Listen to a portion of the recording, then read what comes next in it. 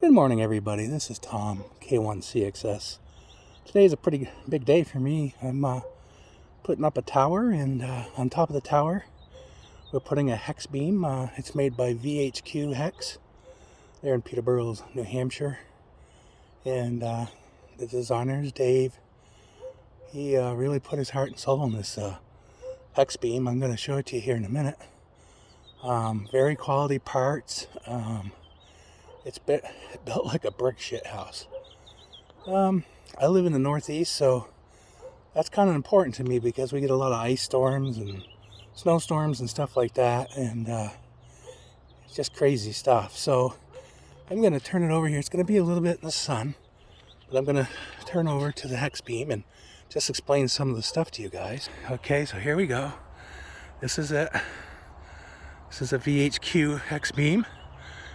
Just waiting to go on the beam, up on a tower, and you can just see some of the stuff here.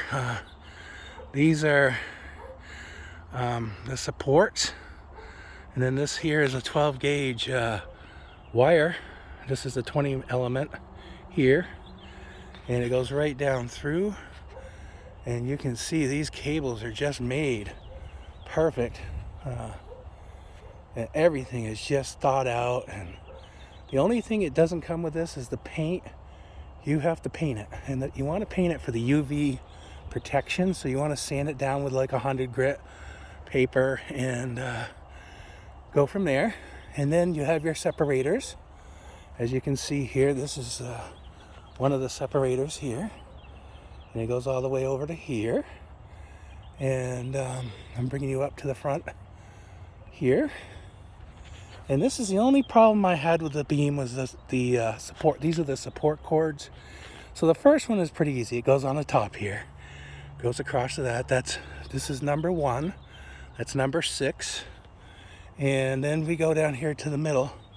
This is where it got hokey. So what I did was, that is between the 17 and the 15 meter elements. And that's where it worked out for me. And then the last one, you just want to put on, it's a third one, which isn't listed in anything that I could find, but it's there. So I talked to Dave, and Dave said, just put it where it fits. So that's about where it fits, right above, or right below the 10 meter element. And as you can see over here, you'll see those 2 stickers that say VHQ. You want to line those up, and you can see how well this thing is built. It's not like anything you've seen before. That's a 1/4 inch aluminum square going down, and on the top, it's not like it's a 16th gauge design like most of your hex beams are. And he includes everything. As you can see, that's an ice cord right there, and that goes over. They have just a little bit of slack in them. I have mine pretty tight, and we'll just go around here again, and here's the other section, the other end of the wire. Again, really nice stuff there. And as I think you can get a shot, there's the coax. There's 5 ferrites, and you'll notice the insulators, the standoffs. Basically the standoffs are out there, so it doesn't cause anything. He found that out, and that is the back. Okay, the front is where the 2 stickers meet, and this is the back of the beam. I'd say it's approximately 40 pounds. I'm just guessing at that. I'm going to feed it with LMR 400, and see if I can come over here and I'll give you a little bit better view. Here we go. That is the back of it, and then you can see the sides where the screws, all stainless steel. And then there's the base right down there, and underneath it there's the mount for the 2-inch pole. So the only option you'd really need to buy for this is basically you'd have to buy an adapter from Dave if you use less than 2-inch. He sells them all. Mine had a little bit of slag in the wires, and I was a little bit worried about when they go over there. You can see there's still a little bit of slag. And what I did was I just took these here and I moved them up a 1/2 inch, and do that on every leg. So on the 15 and on the 20, I had to move them up a little bit. He said that was fine, but do them on all. And then I'm going to bring you over here and show you the tower.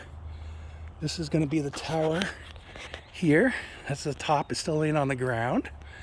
And then there's a 2-meter beam right beside it.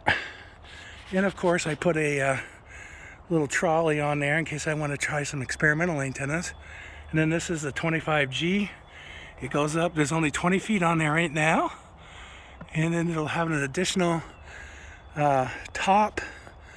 Is basically 9 feet, and there's another 7 feet sticking out. Okay, and that's all I'm allowed to have here. And so I just wanted to let you know. And this is I bought the base that basically you can, unhook, and we got to put the house mount in. That's the 25G house mount. And once we get that on, we'll bring this back down, and after that, and we'll put on the top here, load the antennas, and push it back up. So stay tuned. Thank you.